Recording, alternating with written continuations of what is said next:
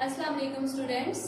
Today I am going to teach topic solid state of matter from chapter number 5 physical states of matter. जैसा कि हम matter के बारे में बात कर रहे थे, मैटर की हमने 3 स्टेट्स डिस्कस करने किए हमने, मतलब 2 हमने कर लिए, एक आज हम कर रहे हैं, जिसमें हमने फर्स्ट गैसियस स्टेट डिस्कस की, फिर हमने लिक्विड स्टेट डिस्कस की। आज जो है हम सॉलिड स्टेट डिस्कस करने जा रहे हैं, solid state of matter.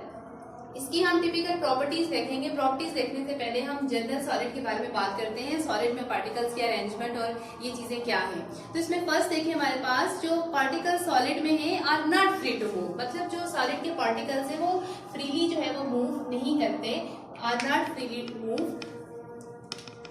Not free to move, मतलब इसमें जो पार्टिकल्स हैं वो नॉट फ्री टू मूव, ये फ्रीली मूव नहीं करते। जैसा कि आपने गैसेस में देखा, पार्टिकल्स फ्रीली मूव कर रहे होते हैं।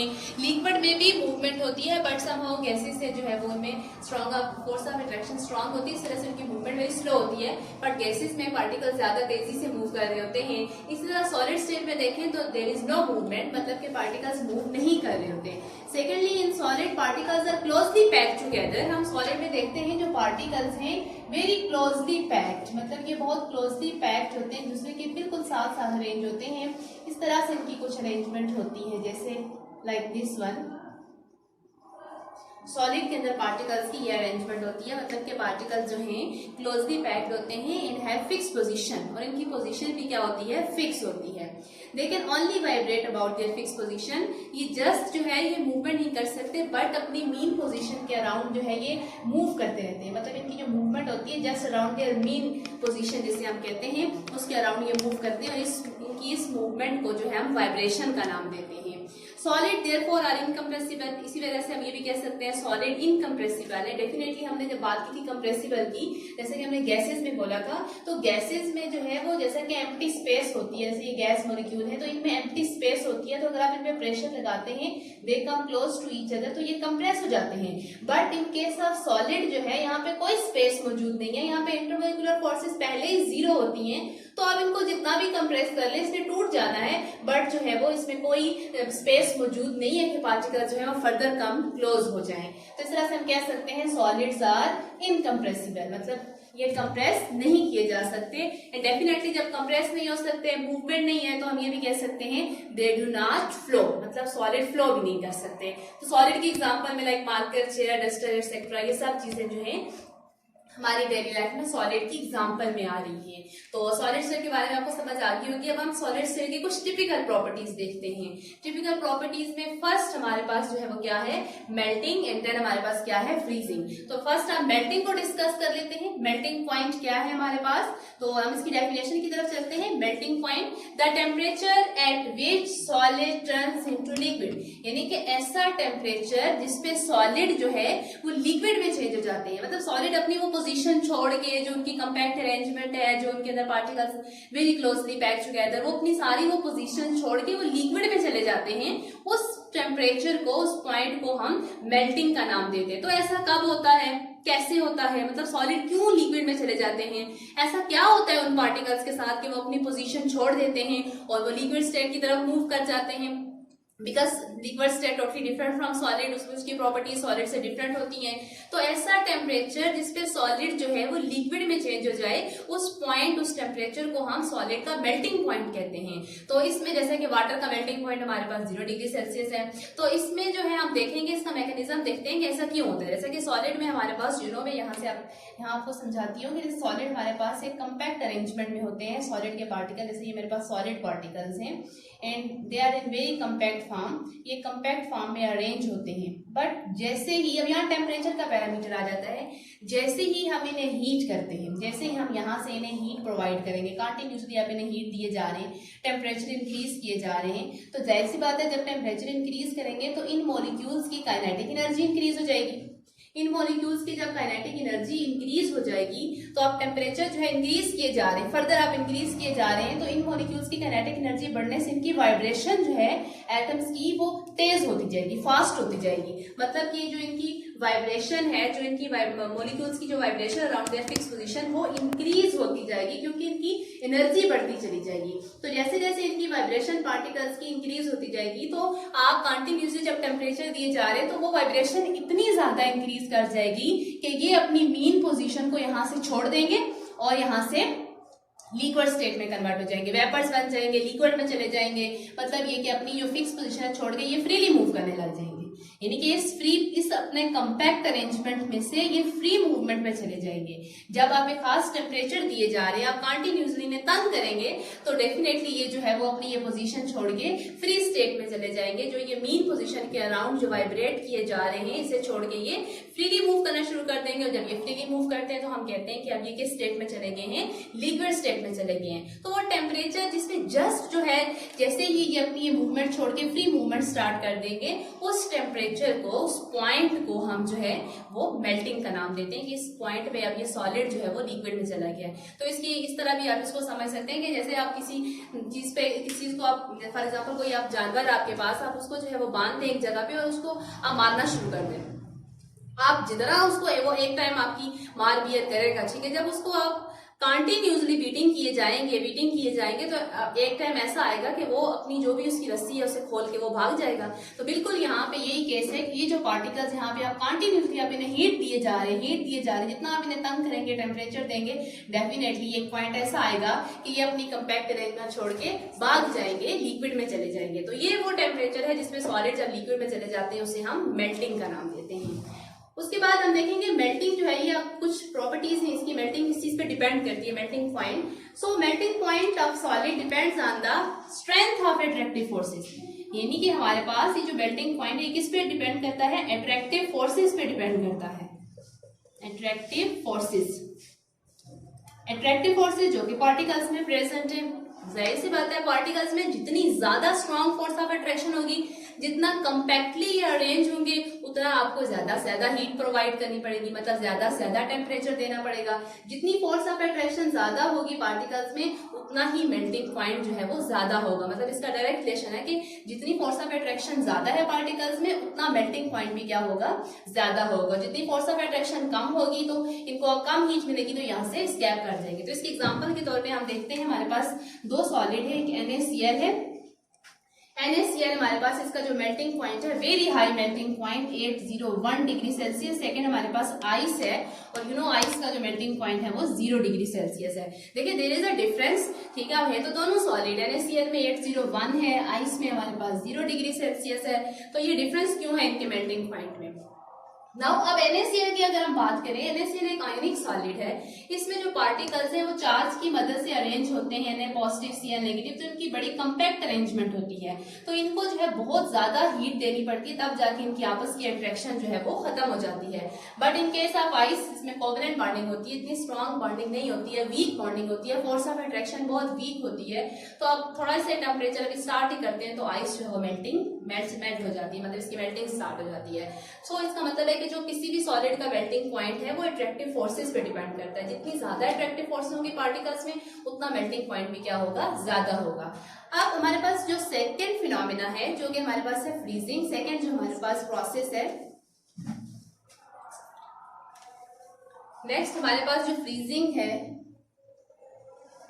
अब इसकी फ्रीजिंग की डेफिनेशन देखें हमारे पास। अब फ्रीजिंग जो है हमारे पास टोटली रिवर्स प्रोसेस है of melting.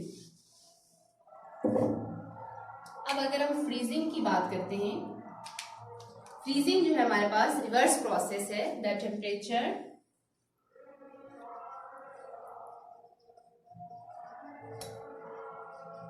Eight which solid, eight which liquid changes into solid। अब इसका क्या मतलब है, इसका मतलब है ऐसा टेम्परेचर जिसपे लिक्विड सॉलिड में चले जाते हैं। मतलब ये कि जो फ्रीजिंग है हमारे पास, ये मेल्टिंग का रिवर्स प्रोसेस है। मेल्टिंग और फ्रीजिंग क्या है? फ्रीजिंग हमारे पास मेल्टिंग का रिवर्स प्रोसेस है। मेल्टिंग में था कि टेम्परेचर जिसमें सॉलिड लिक्विड में चले जाते हैं, अब फ्रीजिंग में हमारे पास ये कि ऐसा टेम्परेचर जिसमें लिक्विड जो है वो सॉलिड में चले जाते हैं, यानी कि ये दोनों दूसरे के रिवर्स में आते हैं और ये दोनों ही प्रोसेस जो है वो सेम टेम्परेचर पे होते हैं। Melting and freezing of a substance occur at the same temperature. At the same temperature liquid and solid substances are in equilibrium, मतलब ये कि जब सॉलिड लिक्विड में जा रहे हैं, सॉलिड हमारे पास लिक्विड में जा रहे हैं, सेम लिक्विड हमारे पास सॉलिड में आ रहे हैं, तो सॉलिड लिक्विड में जाना मेल्टिंग, लिक्विड सॉलिड में आना फ्रीजिंग, तो ये दोनों प्रोसेस हमारे पास जो है वो सेम रेट पे हो जाते हैं। तो उस टाइम हम कहते हैं कि यहाँ पे इनमें इक्विलिब्रियम एस्टेब्लिश हो चुके हैं। तो solid into liquid melting and liquid into solid हमारे पास क्या है? फ्रीजिंग। और ये दोनों ही जो है हमारे पास प्रोसेस सेम टेम्परेचर पे होते हैं। जैसे वाटर के लिए हम बात करते हैं तो वाटर का मेल्टिंग पॉइंट भी 0 है और फ्रीजिंग पॉइंट भी 0 है, यानी कि जब वाटर की मेल्टिंग स्टार्ट होता है, आइस की मेल्टिंग स्टार्ट होती है, सॉलिड से वो लिक्विड में आता है तो भी 0 डिग्री सेल्सियस है, और जब वाटर लिक्विड से सॉलिड में कन्वर्ट हो रहा होता है, मतलब फ्रीजिंग हो रही होती है, तो भी 0 डिग्री सेल्सियस है। तो ये मेल्टिंग और फ्रीजिंग जो है वो सेम टेम्परेचर पे ही अकर होते हैं, ये दोनों रिवर्स प्रोसेस है।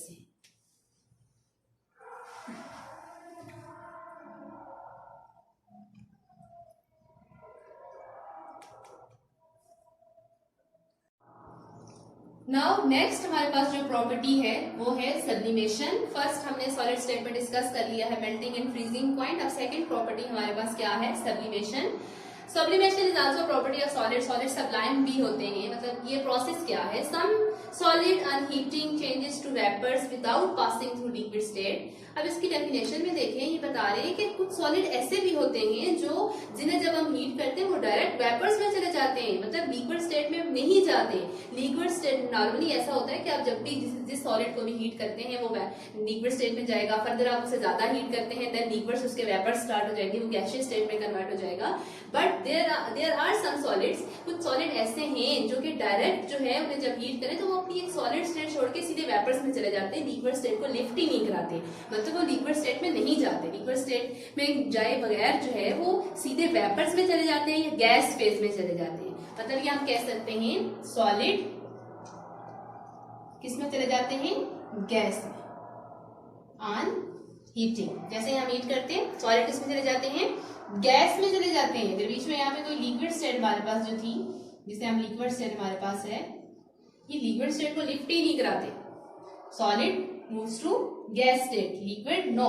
इसे हम क्या कहते हैं? सब्लिमेशन। कुछ सॉलिड जो है वेपर्स में चले जाते हैं लिक्विड स्टेट में without passing through liquid state. तो इसमें कुछ सॉलिड की एग्जांपल्स आ जाती हैं, जैसा कि बेंजोनिक एसिड है, आयोडीन है, अमोनियम क्लोराइड है। जिससे रिलेटेड हमारे बुक में प्रैक्टिकल भी है, आप वो भी प्रैक्टिकल भी लैब में करेंगे जब, तो आपको अच्छी समझ आ जाएगी कि कैसे जो है वो सॉलिड जो है वो सब्लाइम होते हैं। तो मैं आपको थोड़ा सा इसके हवाले से जनरली आयोडीन के हवाले से थोड़ा सा बता देती हूँ। जैसे मेरे पास आयोडीन क्रिस्टल्स हैं, ये मेरे पास बीकर है, इस बीकर में मेरे पास ये आयोडीन क्रिस्टल्स है, दीज आर आयोडीन क्रिस्टल्स।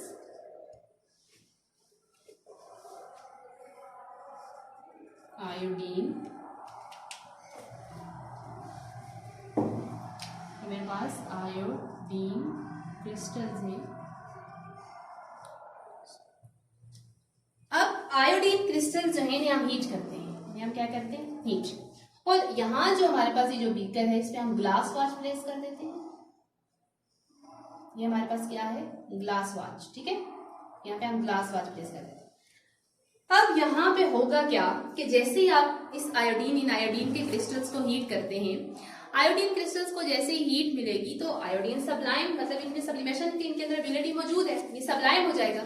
जैसे ही ये सब्लाइम हो जाएगा, इसके जो पार्टिकल्स हैं, तो ये जैसे जैसे इनको हीट मिलेगी अपनी सॉलिड की पोजीशन छोड़ेंगे और इनके फ्यूम्स बनने लग जाएंगे, मतलब डायरेक्ट ये फ्यूम्स बना के ऊपर चले जाएंगे। इनके फ्यूम्स बनने, आपको इसके अंदर स्टीम सा धुआं सा नजर आएगा कि वेपर्स बनने लग जाएंगे, मतलब यहाँ पे कोई लिक्विड आपको नजर नहीं आएगा, डायरेक्ट जो है ये गैस फेज में चले जाएंगे, वेपर्स में चले जाएंगे।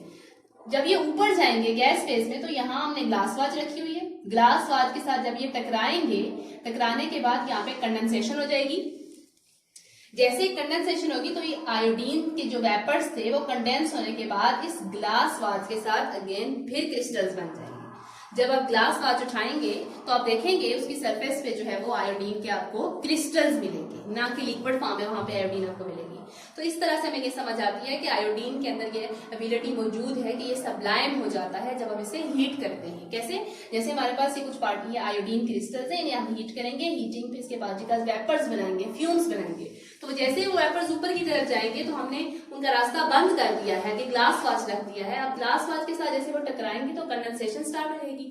जब कंडेंसेशन स्टार्ट होगी तो कंडेंसेशन स्टार्ट होते ही वो वेपर्स या वो फ्यूम्स जो हैं वो अगेन क्रिस्टल्स बन जाएंगे। आप ग्लास वाच उठा के देखेंगे, आपको ग्लास वाच के साथ आयोडीन के क्रिस्टल नजर आएंगे। तो इट्स मीन दैट आयोडीन जो है वो हमारे पास इसके अंदर सब्लिमेशन की प्रॉपर्टी मौजूद है और ये सबलाइम होते हैं। ओके जी, now we are going to discuss about types of solids. Types of solid पढ़ने से पहले हम ये देख लेते हैं कि सॉलिड्स जो हैं वो हमारे पास अरे ऑफ पार्टिकल्स से बने हुए होते हैं, जिनमें एटम्स भी हो सकते हैं, आयंस भी हो सकते हैं और मॉलिक्यूल्स भी हो सकते हैं। These particles are held together by strong attractive forces. In particles में हम पहले भी डिस्कस कर चुके हैं कि सॉलिड के पार्टिकल्स में जो फोर्स ऑफ अट्रैक्शन होती है वो बहुत ज्यादा स्ट्रांग होती है, जिसकी वजह से सॉलिड पार्टिकल जो है वो मूव नहीं कर सकते, जस्ट अपनी मीन पोजीशन के गिर्द वाइब्रेट करते रहते हैं। और ये जो इनकी स्ट्रेंथ ऑफ फोर्सेज होती है, ये जो पार्टिकल्स में एग्जिस्ट करती है, ये डिटरमिन करती है सॉलिड का मेल्टिंग पॉइंट। यानी कि जितनी स्ट्रांग फोर्स ऑफ अट्रैक्शन होगी सॉलिड के पार्टिकल्स में, उतना जो है वो मेल्टिंग पॉइंट भी सॉलिड का स्ट्रांग होगा। ठीक है, इसी बेस पे हमारे पास हम देखते हैं टू टाइप्स आ जाती हैं सॉलिड की। First one is the crystalline solid and second one is the amorphous solid. ठीक है, crystalline as the word indicate, crystalline crystal से है, क्रिस्टल का मतलब एक शेप होती है। ठीक है, यानी कि क्रिस्टलाइन सॉलिड का मतलब ये हुआ, crystalline solid is a solid that is composed of orderly repeating three dimensional arrangement of particles. यानी कि ऐसे सॉलिड जिनमें जो पार्टिकल्स है वो एक खास तरतीब से अरेंज होते हैं, एक खास ऑर्डर में अरेंज होते हैं, लाइक दिस वन, मतलब प्रॉपर इनका एक ऑर्डर होता है। ठीक है, तो उन सॉलिड्स को हम क्या कहते हैं, और जो पार्टिकल्स की अरेंजमेंट होती है वो थ्री डायमेंशनल होती है, और इस सॉलिड को हम क्या कहते हैं, क्रिस्टलाइन सॉलिड कहते हैं।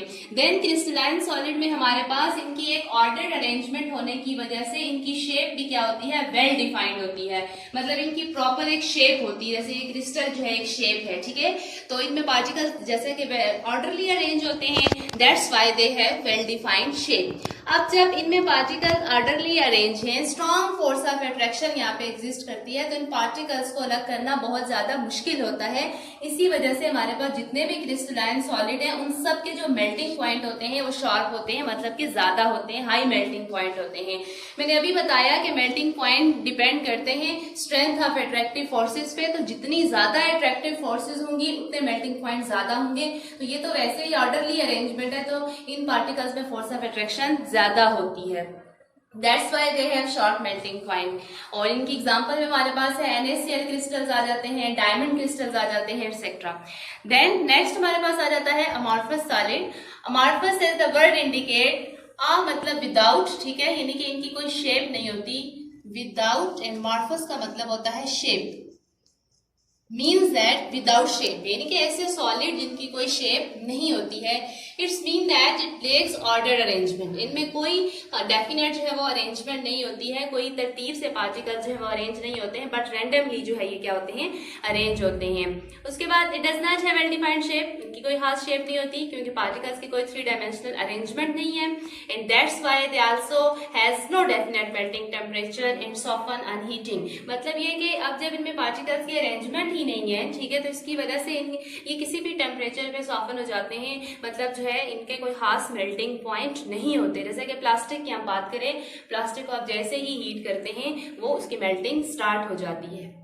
Amorphous solid do not melt at a definite temperature but gradually soften when heated. And their examples are plastic, rubber, etc. Glass is also an example of amorphous solid. So this is all about the types of solid. Now next topic is allotropes. This is the last topic of solid state of matter. इसमें अब हम देखेंगे allotropes क्या होते हैं, definition देखें इनकी।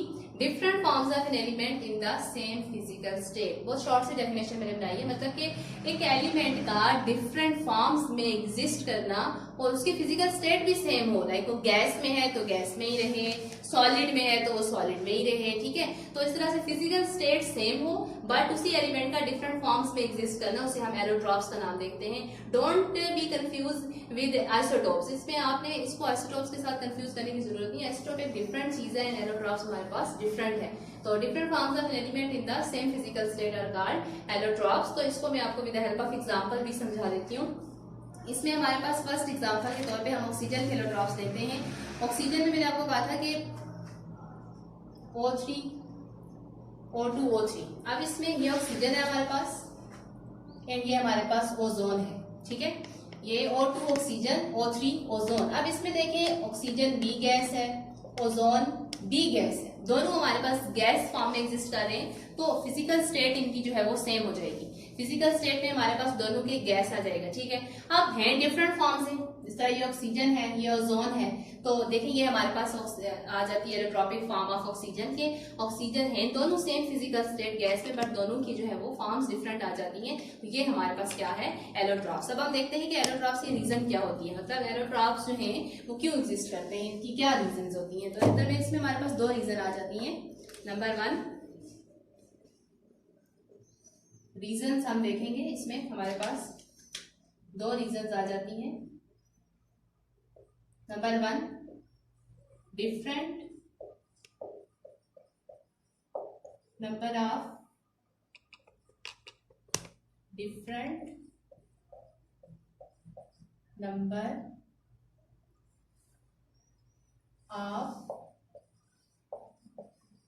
Atoms. एक हमारे पास आ जाता है डिफरेंट नंबर ऑफ एटम्स और सेकेंड हमारे पास क्या है, different arrangement of atoms. There are two reasons for the existence of more than one forms of an element in the same physical state, which we called as allotropes. इसमें first reason आ जाती है different number of atom and second reason आ जाती है different arrangement of atom. यानी कि एक तो एटम की तादाद डिफरेंट हो सकती है, सेकंडली हमारे पास इनकी अरेंजमेंट भी डिफरेंट हो सकती है। तो इनको भी हम एग्जांपल से समझते हैं। डिफरेंट नंबर ऑफ एटम की अगर मैं आपको एग्जांपल दूं, जो अभी हमने पहले ऑक्सीजन की हमने बात की, इसमें हम ऑक्सीजन ही देख लेते हैं, O2 एंड O3। इसमें ऑक्सीजन मैंने कहा गैस, ये भी gas, but number of atoms different है। इसमें हमारे पास 2 है, इसमें हमारे पास 3 है। यानी कि ओजोन जो कि O3 फॉर्म में एग्जिस्ट है, इसमें नंबर ऑफ एटम 2 है, इसमें नंबर ऑफ एटम 3 है। सो हम कह सकते हैं कि डिफरेंट नंबर ऑफ एटम की बेस पे भी एलोट्रॉप्स एग्जिस्ट करते हैं। और इसमें अगर हम बात करें डिफरेंट अरेंजमेंट ऑफ एटम, इसमें हम सल्फर की एग्जांपल लेते हैं, सल्फर एसिड। अब सल्फर की हमारे पास जो एलोट्रॉपिक फॉर्म आ जाती है, उसमें से रोम्बिक और मोनोक्लिनिक हम डिस्कस कर लेते हैं, रोम्बिक एंड मोनोक्लिनिक।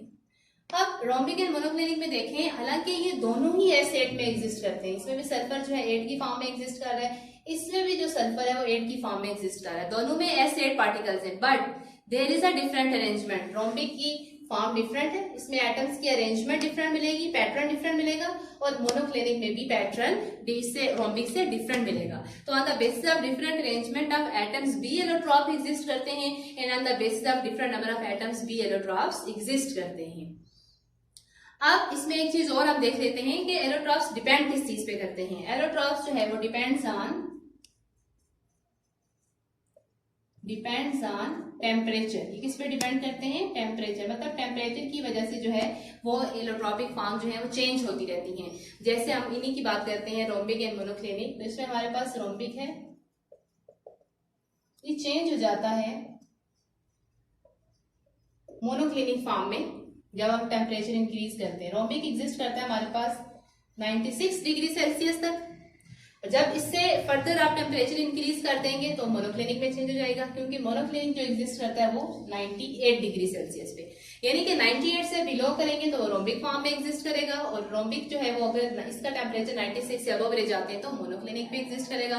तो वो टेम्परेचर जिसपे जो है वो एक एरोट्रॉपिक फॉर्म दूसरे में कन्वर्ट हो जाए, उस टेम्परेचर को हम ट्रांजिशन टेम्परेचर कहते हैं। ट्रांजिशन हो गया, चेंज आ गई यहाँ पे, तो ये फॉर्म्स चेंज हो जाती हैं, तो इस तरह से इस टेम्परेचर को हम ट्रांजिशन टेम्परेचर का नाम देते हैं, जिसपे एक जो एलोट्रॉपिक फॉर्म है वो दूसरी एलोट्रॉपिक फॉर्म में कन्वर्ट हो जाती है। तो हम ये कह सकते हैं एलोट्रॉप्स जो है वो टेम्परेचर पे डिपेंड करते हैं। ये मेरे पास शॉर्ट सा इंट्रोडक्शन था एलोट्रॉप्स का।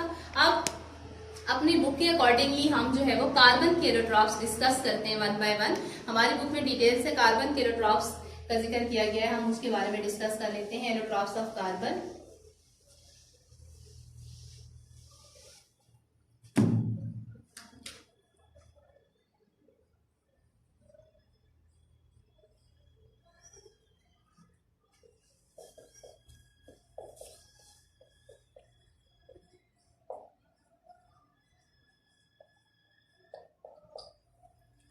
अब जब कार्बन की एलोट्रॉप हम देखते हैं, there are different forms of carbon. Carbon की हमारे पास एलोट्रॉप्स में दो तरह की आ जाती है। क्रिस्टलाइन फॉर्म्स में भी कार्बन एग्जिस्ट करता है, एक अमार्फस में भी एग्जिस्ट करता है, बट हमारी बुक में जस्ट क्रिस्टलाइन के बारे में बताया गया है। क्रिस्टलाइन में हमारे पास 3 इसकी आ जाती है, डायमंड, ग्रेफाइट, बकीबाल। जबकि अमार्फस में बात करें तो उसमें कार्बन है, कार्बन ब्लैक है, चारकोल है, वो अमार्फस में आ जाती है। तो हम अपनी बुक के अकॉर्डिंगली जस्ट क्रिस्टलाइन जो है वो डिस्कस करते हैं। तो एलोट्रॉपिक फॉर्म ऑफ कार्बन में देखें, कार्बन की आ जाती है 3 crystalline forms of carbon.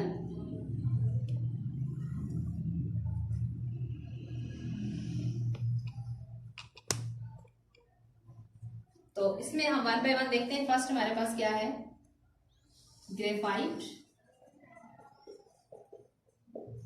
Second हमारे पास क्या है, डायमंड।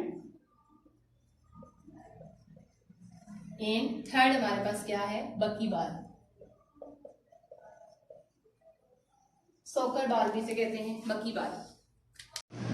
ओके जी, अब हमारे पास है एलोट्रॉप्स ऑफ कार्बन। अपनी बुक से रिलेटेड जो हमारे पास एलोट्रॉप्स बुक में दिए हुए हैं, बुक में हमारे पास कार्बन की बात की गई है, तो हम कार्बन की एलोट्रॉप्स डिटेल से देख लेते हैं।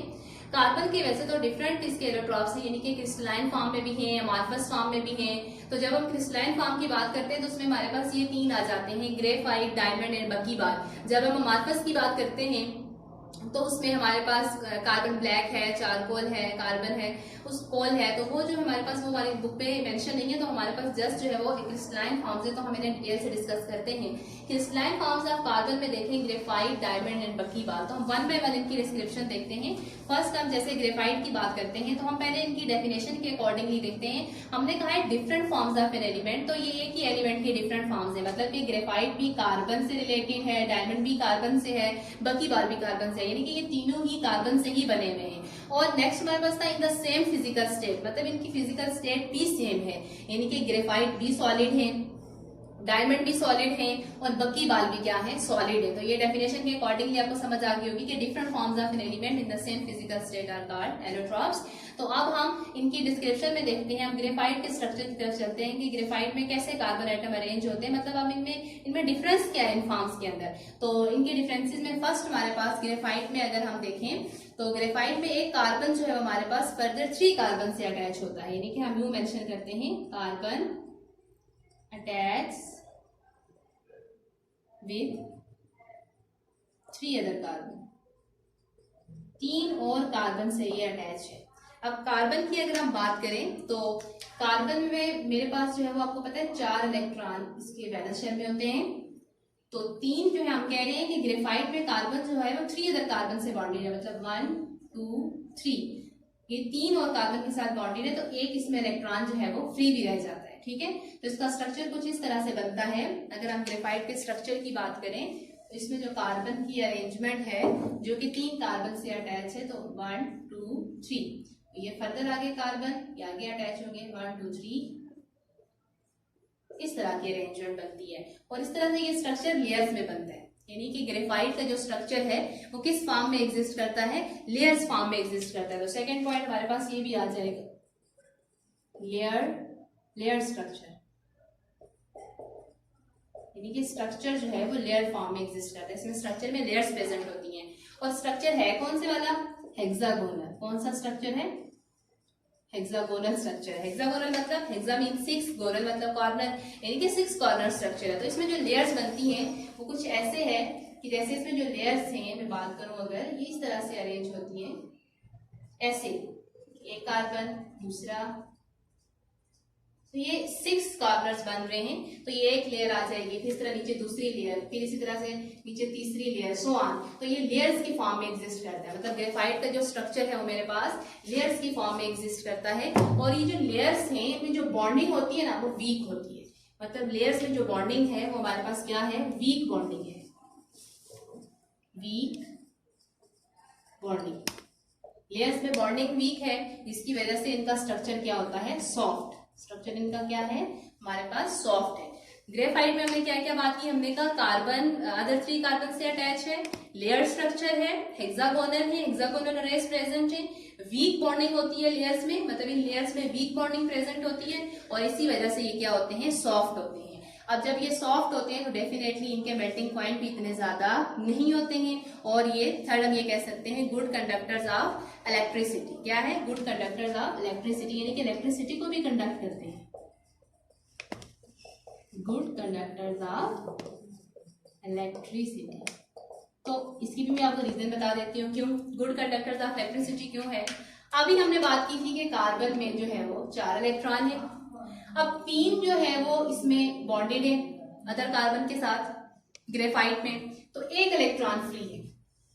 तो इस फ्री इलेक्ट्रॉन की वजह से ग्रेफाइट जो है वो इलेक्ट्रिसिटी कंडक्ट करते हैं। जैसा कि हमें पता है कि इलेक्ट्रिसिटी जो है वो वहां कंडक्ट होती है जहां पे फ्री इलेक्ट्रॉन्स होते हैं, तो यहाँ पे फ्री इलेक्ट्रॉन होने की वजह से इसमें जो है वो इलेक्ट्रिसिटी कंडक्ट हो जाती है, गुड कंडक्टर्स आ जाते हैं इलेक्ट्रिसिटी के। इसी से रेलिवेंट अब हम डायमंड की बात करते हैं। अब डायमंड में हमारे पास जो है इसके साथ डिफरेंस भी आ जाएगा, डायमंड का स्ट्रक्चर भी देख लेते हैं। फर्स्ट हमारे पास आ जाता है डायमंड में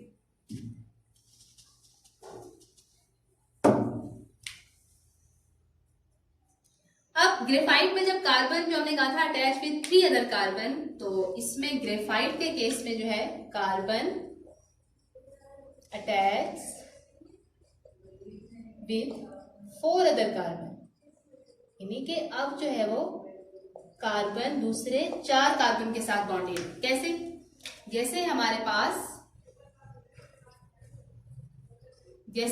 पास एक कार्बन है, इसमें अगर हम देखें तो नेक्स्ट हमारे पास इसमें अगर 4 बॉन्ड है कार्बन के ऐसे, तो अब ये चारों ही जो है वो डायमंड के केस में चारों कार्बन के साथ बॉन्डेड होते हैं, ये भी, ये भी, ये भी।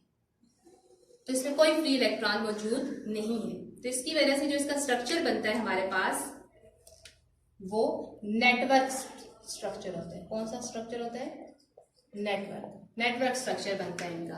कुछ इस तरह से स्ट्रक्चर इनका अरेंज होता है, जैसे मेरे पास एक कार्बन 1 2 3 4, फिर ये भी कार्बन है हमारे पास, ये फर्दर आगे 1 2 3 4, ये 1 2 3 4। तो ये इस तरह से ये कार्बन जो है फर्दर आगे स्ट्रक्चर बनाते जाते हैं। तो ये जो स्ट्रक्चर बनता है ये नेटवर्क होता है, ये कंप्लीट नेटवर्क है। तो इस नेटवर्क की वजह से इनमें बॉन्डिंग बहुत स्ट्रांग होती है। इनमें बॉन्डिंग क्या होती है, बहुत ज्यादा स्ट्रांग बॉन्डिंग होती है। तो एक पॉइंट इनमें ये भी आ जाएगा, स्ट्रांग बॉन्डिंग।